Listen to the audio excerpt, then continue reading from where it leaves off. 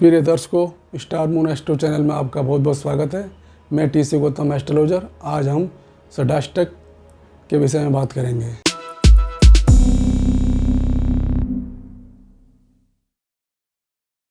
षडाष्टक दो शब्दों से बना है, षड और अष्ट। षड का मतलब 6 और अष्ट का मतलब 8 है, यानी 6 और 8, यानी दो राशियां जब छठे और 8वें स्थान में होती हैं तो, या दो ग्रह छठे 8वें में होते हैं तो वो षडाष्टक योग में आते हैं।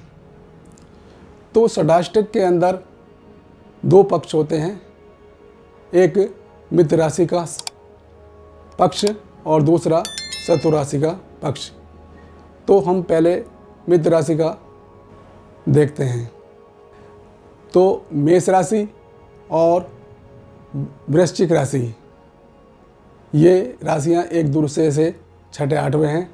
इनका स्वामी मंगल है, तो इनमें विरोध का मतलब ही नहीं, क्योंकि ये खुद ही लग्नेश और अष्टमेश हैं।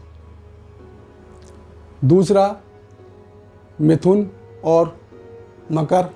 मिथुन का स्वामी बुध है और मकर का स्वामी शनि है। तो ये दोनों मित्र हैं, तो इनमें आपस में कोई विरोध नहीं रहेगा। अब आते हैं सिंह और मीन।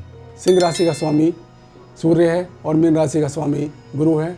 दोनों आपस में घनिष्ठ मित्र हैं, तो इनमें भी आपस में कोई विरोध नहीं होगा। तुला और वृष, इन दोनों का स्वामी शुक्र है, तो इनमें भी कोई विरोध आपस में नहीं है, क्योंकि ये खुद ही लग्नेश और अष्टमेश हैं। अब धनु और कर्क। धनु का स्वामी गुरु है और कर्क का स्वामी चंद्रमा है। ये आपस में मित्र हैं, इनमें भी आपस में कोई घनिष्ठ मित्रता है, तो इनमें भी कोई विरोध नहीं होगा। और कुंभ और कन्या। कुंभ का स्वामी शनि है और कन्या का स्वामी बुध है, तो ये दोनों आपस में मित्र हैं, तो इनमें भी कोई विरोध नहीं होगा। अब आते हैं हम शत्रु राशियों पर षडाष्टक की। वृष राशि और धनु राशि। वृष राशि का स्वामी शुक्र है, जो राक्षसों के देवता हैं, राक्षसों के गुरु हैं, और गुरु जो कि देवताओं के गुरु हैं, तो इन दोनों में आपस में शत्रुता है, तो इसलिए ये शत्रुता ही रहेगी। अब कर्क और कुंभ। कर्क का स्वामी चंद्रमा है, कुंभ का स्वामी शनि है, तो दोनों में आपस में शत्रुता रहती है, तो इनमें विरोध रहेगा। अब कन्या और मेष। कन्या का स्वामी बुध है और मेष का स्वामी मंगल है, तो इनमें आपस में शत्रुता है, तो इनमें विरोध रहेगा। अब वृश्चिक और मिथुन। वृश्चिक का स्वामी मंगल है और मिथुन का स्वामी बुध है, तो इनमें आपस में शत्रुता है, तो इनमें विरोध रहेगा। अब मकर और सिंह। मकर का स्वामी शनि है और सिंह का स्वामी सूर्य है। हालांकि दोनों पिता पुत्र हैं, लेकिन आपस में इनका ये शत्रु हैं और इनका विरोध रहेगा। मीन और तुला। मीन का स्वामी गुरु है और तुला का स्वामी शुक्र है, तो दोनों में शत्रुता है, तो इनमें विरोध रहेगा। तो ये षडाष्टक जो बनता है, ये इसमें यदि कोई व्यक्ति, दो व्यक्ति व्यापार कर रहे हैं, पार्टनरशिप कर रहे हैं, और उनकी राशियां छठे 8वें पड़ रही हैं, और यदि शत्रु राशि के अंदर है, तो उनमें आपस में झगड़ा रहेगा और वो पार्टनरशिप आसानी से चल नहीं पाएगी, और उसमें बीच बीच में बिना वजह झगड़े चलते रहते हैं।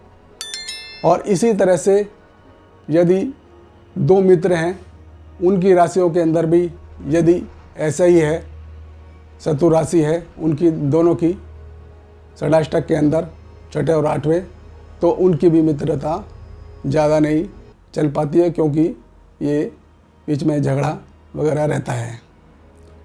और यदि मित्र राशियों के अंदर कोई भी पार्टनरशिप होती है तो उसमें वो चल जाती है, उसमें दिक्कतें नहीं आती। ऐसे ही मित्र राशियों के अंदर मित्रता अगर करते हैं तो वो भी दिक्कत उसमें भी नहीं आती है।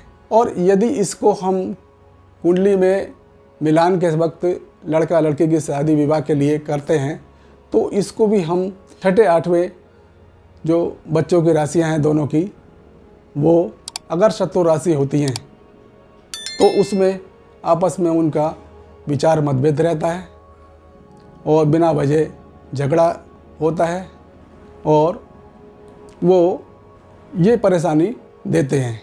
तो और यदि उसमें मित्र राशि के अंदर अगर उनके लड़का लड़की के राशियाँ होती हैं तो वो आसानी से चल जाती हैं, उसमें इतनी दिक्कतें कोई नहीं आती छठे आठवें राशियों के अंदर। तो कुंडली के अंदर यदि कोई ग्रह छठे और आठवें बैठे हुए हैं, दो ग्रह, और एक की माता से चल रही है और दूसरे की अंतर से चल रही है, और दोनों यदि आपस में शत्रु हैं तो उनकी दशा अच्छी नहीं जाएगी, उसमें परेशानी देगी, मेंटली टेंशन देगी। इस तरह से ये होता है। ऐसा ही यदि हम पार्टनरशिप में देखते हैं, मान लो कभी कोई दो लोग पार्टनरशिप करते हैं तो एक की कुंडली में जैसे यानी लगन और सप्तमेश दोनों का संबंध होता है।